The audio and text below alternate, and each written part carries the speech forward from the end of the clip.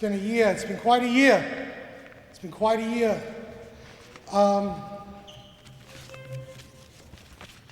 many people a second time from last year are here this year?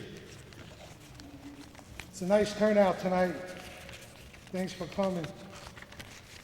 A couple of days ago, I'd say about a week ago, I got a call from William Rodriguez.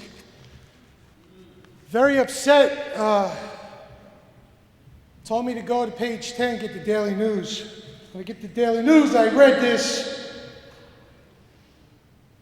Dear Kenny, we send you our heartfelt thanks and the thanks of a grateful nation for your selfless efforts in responding to the tragic events of September 11th.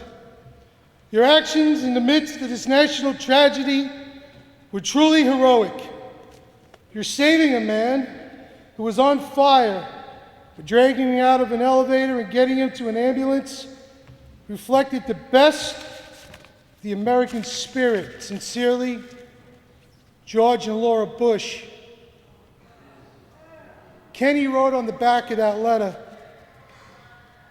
he wrote on the back of that letter, the reason I killed myself was because I was getting evicted and I can't handle being homeless. I also am very depressed since I was in 9/11. I've been drinking way too much and it's ruined my life. I've lost friends and family over drinking and I'm very lonely. There's nothing left for me to be happy about other than my cat. Sounds weird, but it's true. I just wanted to say sorry to the people I've ever hurt in my life. I was really a good person when I wasn't drinking. I hope people remember that. Goodbye. The reason why this story touched me so much, not only because this is a man that was forever affected by September 11th, like most of us. I saw myself in Kenny, struggling, post-traumatic stress, ups and downs, self-medicating. I saw myself in these words. Like Kenny, I got a lot of friends around me. People like Luke, people like John Field. Let me tell you about John Field. Because, and a lot of people tell me, don't talk about this. None of these people here. But some friends of mine say, you don't want to talk about this. You talk about the quintessential elephant in the room. My alcohol and drug use screwed me up. Screwed up a lot of other people. And when I was down, laying in my bed, fired because I didn't go to work because I was out on a binge for a week, John Field called my house when he found out, got the number to my boss and called him and explained to him some things about me, some of the things I was going through. And I got a phone call from my boss and I went back to work.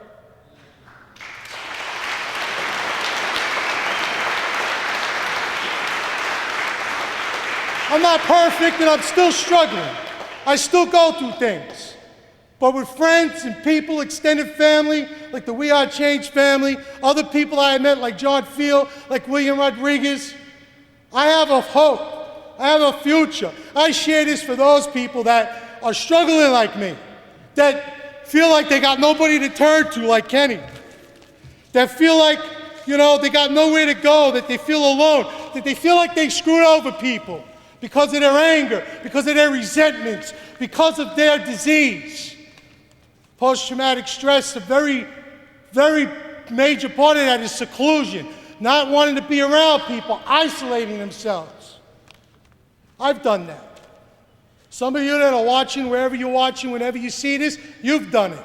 9/11, a lot of people are damaged because of this. A lot of people are going through things. I want to just read a couple of things that when I posted this on the 9/11 blogger, what some people had to say about Kenny.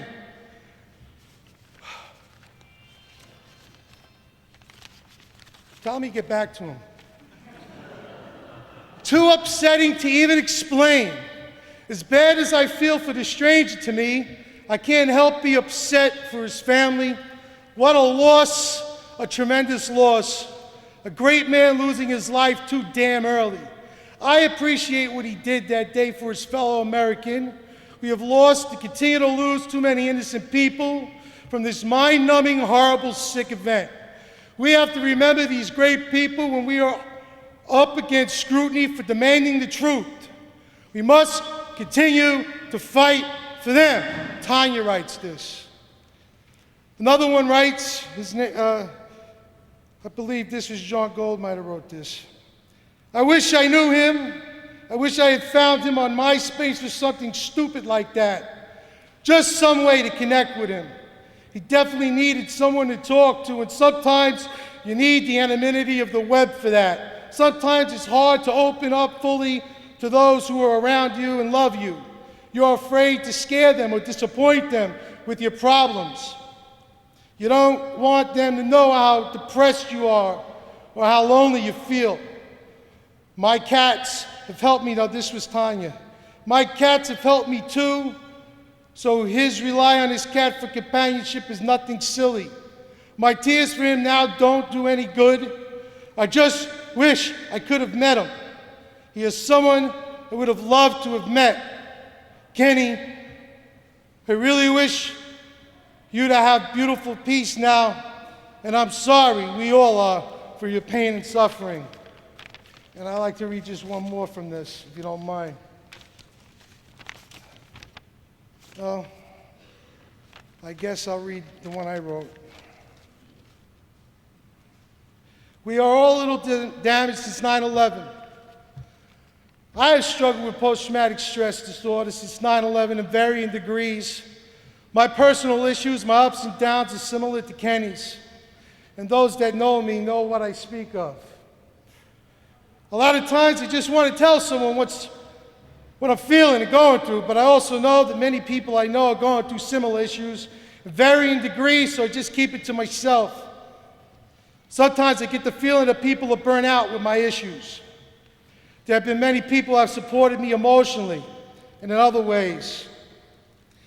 As this 7-year marker approaches, I think of those I could have helped and didn't because of my own insecurity and issues. And I make a commitment to, today, day by day, reach out to someone I know and just ask 3 simple questions. I think this is something we all could do. And the 3 questions I wrote down here is to ask, how are you, my friend? Are you okay? Is there anything I can do for you? And I swear to God, I'll honor the memory of Kenny and those fallen first responders and those that have lost their lives on 9/11. And pledge to myself to never forget, so that I may forever remember that I am not the only person going through issues and that I am not alone. And my hope is by reaching out to someone else, I can once again feel good. That someday I can get better and I will get well. I said this once before and I'll say it again. The greatest gift that you could give is to give it to someone that could possibly give nothing back to you in return. And I want to thank you. I want to thank all of you for taking your time to come out here. I want to thank all of you for taking your time to watch this. I want to thank you, Cynthia McKinney. When they blasted you and put you down, you still stood up for the truth. And I want to thank you all again. You know, this isn't over. We could all feel good again. We can carry on. There is hope. We will make it.